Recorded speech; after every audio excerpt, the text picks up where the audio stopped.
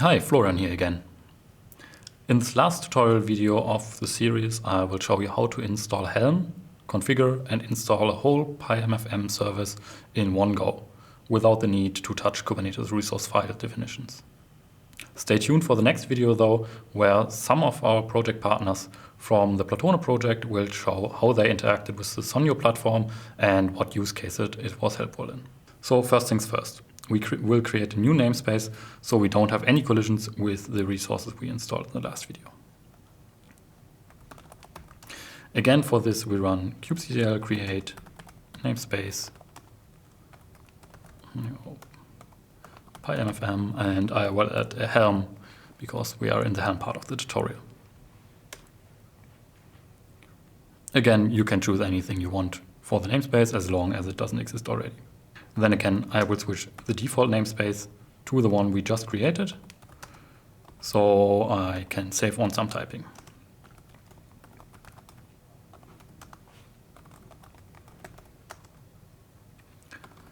The command is the exactly same as before, just we changed the name of the namespace.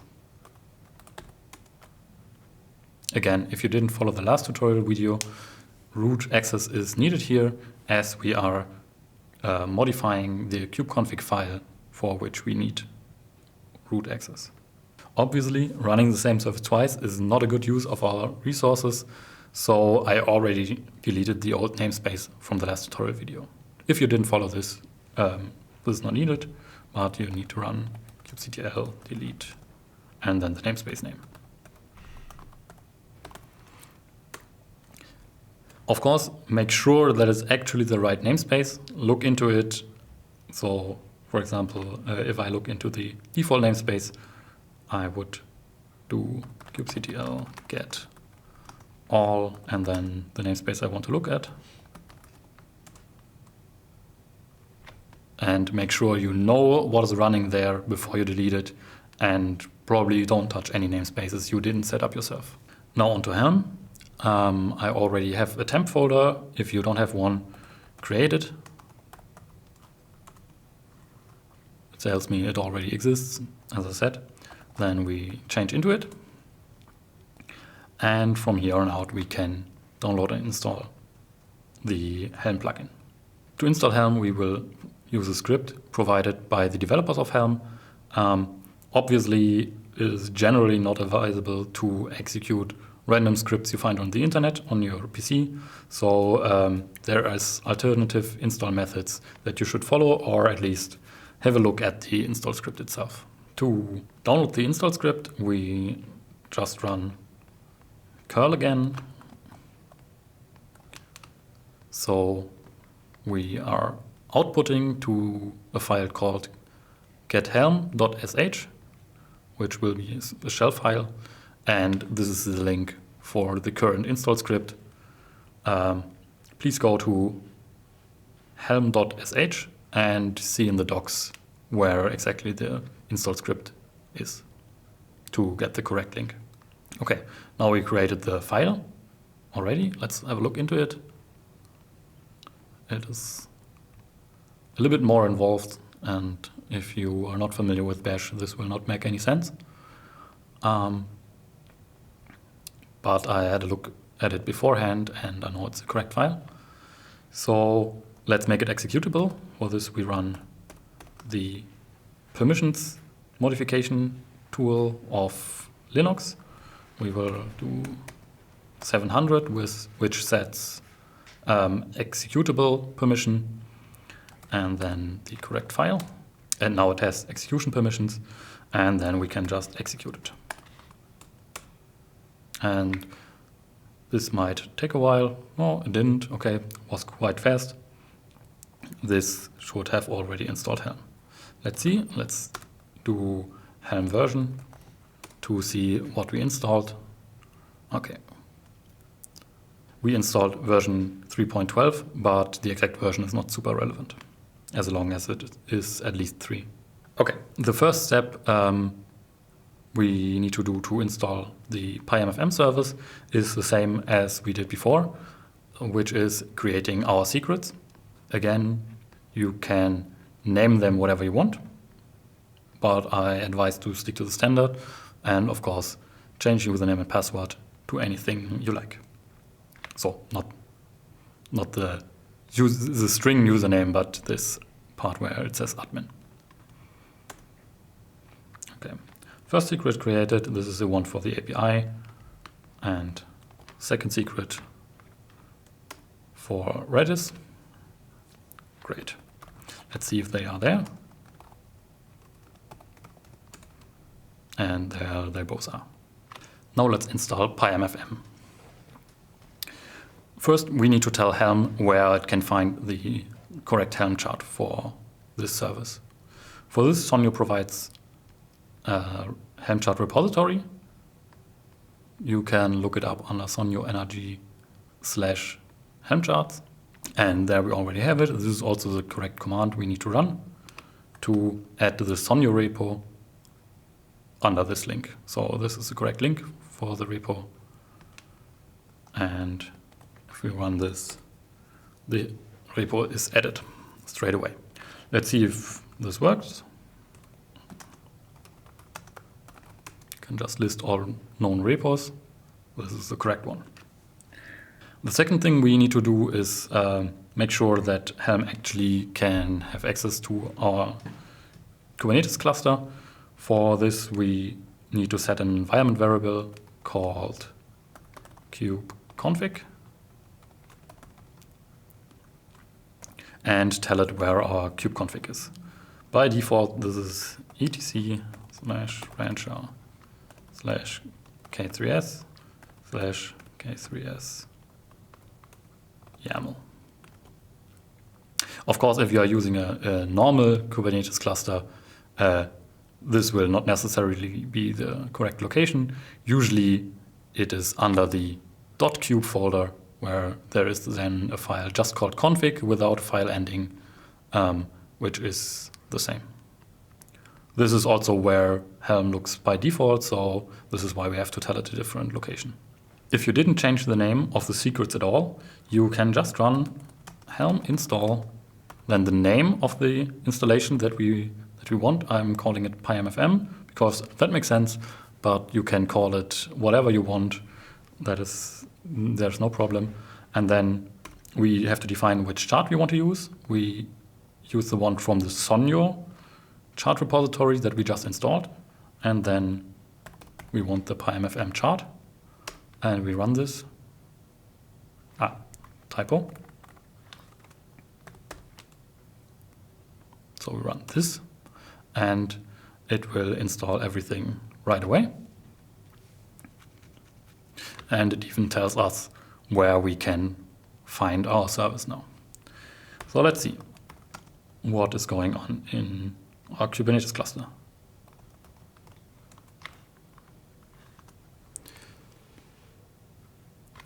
Okay, so here are all the resources we just installed.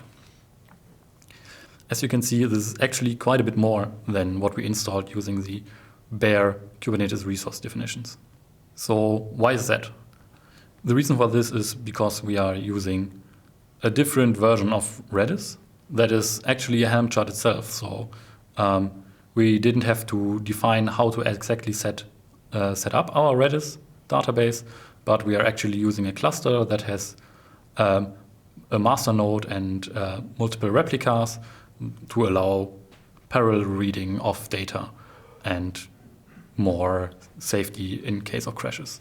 On the other hand, we now have to wait until everything is running. There are 3 replicas. This is exactly what we would expect. And it is running. And again, we can see here the service. This is our node port service, now with a different port. So let's see if it is available again.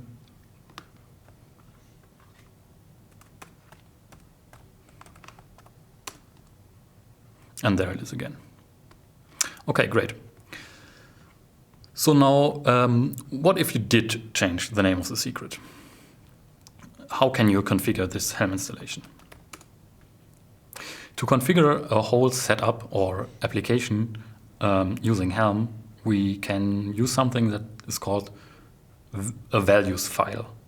values file is usually called values.yaml, and we can, for example, after installing it, see the default values that are set for the application we just installed, so PyMFM. By running helm get values PyMFM -a. Don't be afraid, this is a lot, because actually you can configure almost everything by using a Helm values file. Luckily, Helm uses a smart system where it only applies things that you actually update and uses defaults for everything else. So if we look at Helm get values PyMFM without the -a flag, we can see that the user has said nothing, everything is default. Okay, then let's configure our service to use a secret of a different name. For this, we create a values file. I will do this in VS Code, but feel free to use whatever you want. Also, the name doesn't need to be values, but it is convention to do so. And there we have a values file.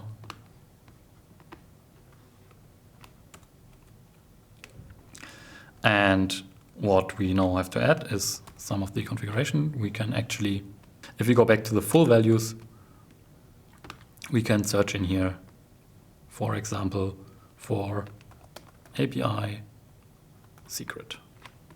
Okay, there we see this is under out or auth, and then API secret name, and this is the default that we also are using. But we can go in the values auth and then use the exact same key, secret name, and then add the name of our secret that we are using specifically.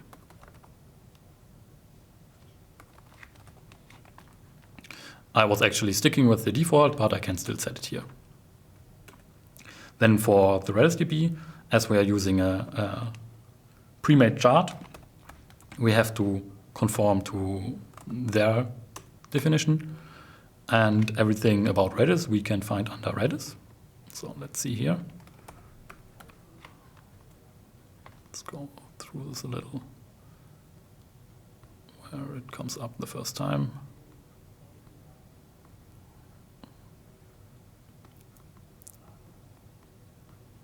There it is.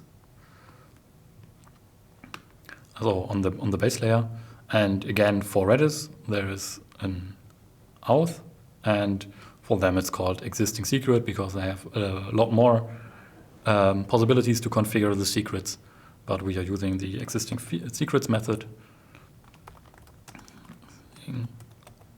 Secret, and then we are still calling it PyMFM Redis out.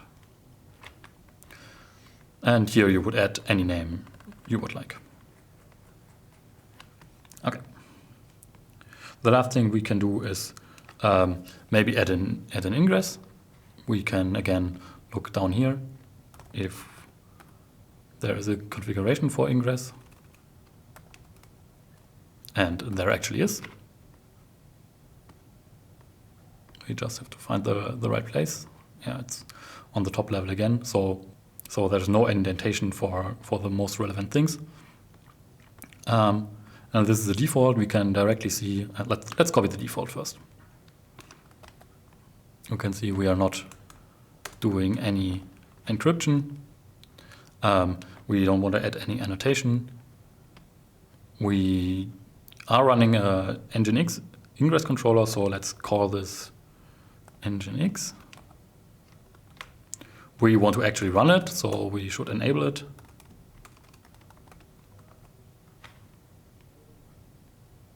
Then we need to specify our host name. This is obviously specific to your use case and to whatever domain you set up. So this one is mine. This all seems fine, and as I said, we are doing no encryption, so this can be. I just realized I have a typo in the name, so let me rename it. So VS Code helps me with formatting, and finding problems. I'm just hitting Alt-Shift-F to format everything to the right indentation, if you're wondering. It's complaining a little bit because it doesn't really understand what's going on, but it is formatted correctly now.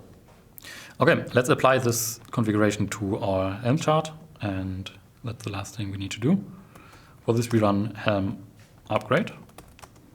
We specify the values file, so -f values, values.yaml, and then what chart we are updating and where the definition is.